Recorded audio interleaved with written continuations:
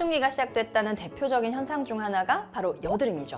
그런데 나이가 들어서 30대, 40대가 돼도 여전히 여드름이 나는 것은 왜 그럴까요?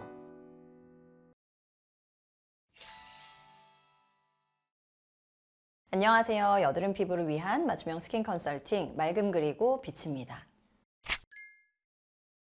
사춘기 여드름과 성인 여드름의 가장 큰 차이는 바로 발생 부위입니다. 사춘기에는 주로 여드름이 이마나 코, 볼 중앙 등에 많이 발생을 하고, 반면에 성인 여드름은 주로 턱과 입 주변, 그리고 헤어라인과 같은 얼굴의 바깥쪽에 주로 발생을 하게 되죠.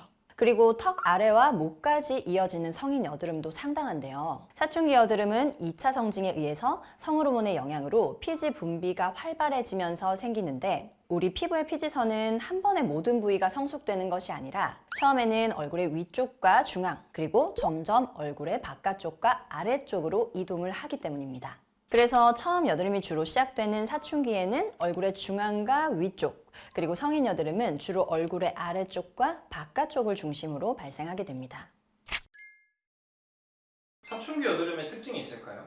사춘기 여드름은 주로 피지선이 왕성해지는 시기에 나타나기 때문에 피지량이 월등히 많아서 피부가 번들거리면서 여드름이 동반되는 경우가 많습니다. 반면에 성인 여드름은 지성 피부인 경우에 과도한 피지를 동반하지만 나이가 들수록 우리 피부 자체에서 분비되는 피지 분비량은 자연적으로 감소하기 때문에 이때 여드름은 지속되니 건성과 예민성을 동반하는 여드름이 많아지게 됩니다. 특히 사춘기부터 시작된 성인 여드름이라면 그동안 여드름을 관리하기 위해서 여러 가지 시행착오를 겪으면서 무리한 각질과 피지 제거, 그리고 물리적 또는 화학적인 자극 등으로 인해서 후천적으로 예민성과 건성을 동반하는 경우도 상당히 많습니다.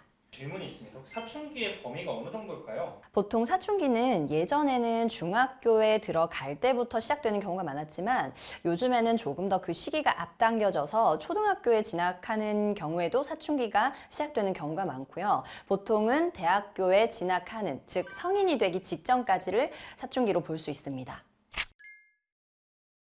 사춘기 여드름은 주로 2차 성징에 따라 호르몬의 영향으로 발생을 하게 되며, 성인 여드름은 매달 주기적인 생리 주기나 불규칙한 생활습관, 과도한 스트레스, 식습관 등이 원인이 되기도 합니다. 그런데 왜 같은 사춘기고 비슷한 생활습관을 가졌는데도 불구하고 어떤 피부는 여드름이 나고 어떤 피부는 여드름이 나지 않을까요? 바로 여드름은 단순한 이런 원인 때문이 아니라 근본적으로는 모공이 잘 막히는 피부 체질을 내가 유전적으로 갖고 있기 때문입니다. 우리 피부 속에서 여드름 씨앗이 잘 생기는 환경이 조성되어 있기 때문이죠. 그래서 사춘기 여드름과 성인 여드름은 둘 다 근본적으로 여드름 씨앗이 잘 형성되지 않는 피부의 체질을 만드는 것이 가장 중요하지만, 사춘기 여드름은 피지선의 성숙이 앞으로 이동할 수 있는 것에 대비해 현재 여드름이 없는 부위도 함께 관리를 해주어야 합니다. 그래야 그 부위의 모공 내 환경이 미리 개선이 돼서 피지선이 성숙되어도 모공 내에서 쉽게 막히지 않게 됩니다.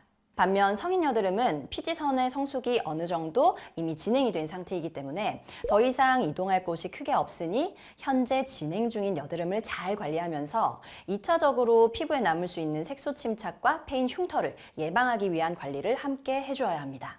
그리고 20대 이후부터는 보통 자연 노화가 서서히 진행이 되고, 이에 따라서 우리 피부가 가진 수분과 피지량이 점점 소실이 되기 때문에 필수적인 수분 공급이 반드시 여드름을 관리할 때도 동반이 돼야 합니다. 그러면 여드름은 일정 시기가 지나면 알아서 사라질까요?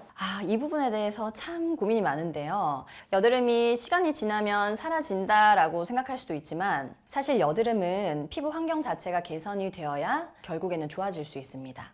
우리가 보통 대학에 가면 혹은 아기를 낳으면 여드름이 좋아진다라는 말도 많은데요. 사실 여드름은 유전적으로 내가 언제 시작되고 언제 심해졌다가 언제 끝나는지가 우리가 태어날 때부터 이미 정해져 있습니다.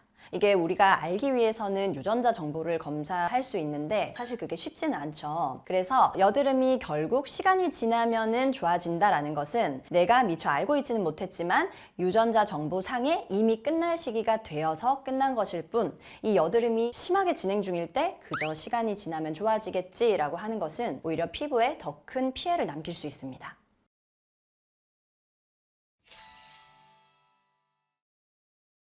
두 여드름 모두 무리하게 여드름을 없애려고 하는 과정에서 무리한 자극이 동반되면 피부 장벽이 손상돼 홍조, 예민성, 기미, 건조증, 피부염 등을 동반하게 되므로 여드름은 효과적으로 관리를 하되 반드시 내 피부의 상태에 맞추어서 적절한 강도로 관리를 지속하는 것이 가장 중요합니다. 그리고 혼자만의 여드름 관리가 어렵다면 언제든지 저희 맑음 그리고 빛이 여러분의 근본적인 여드름 관리를 함께 하겠습니다.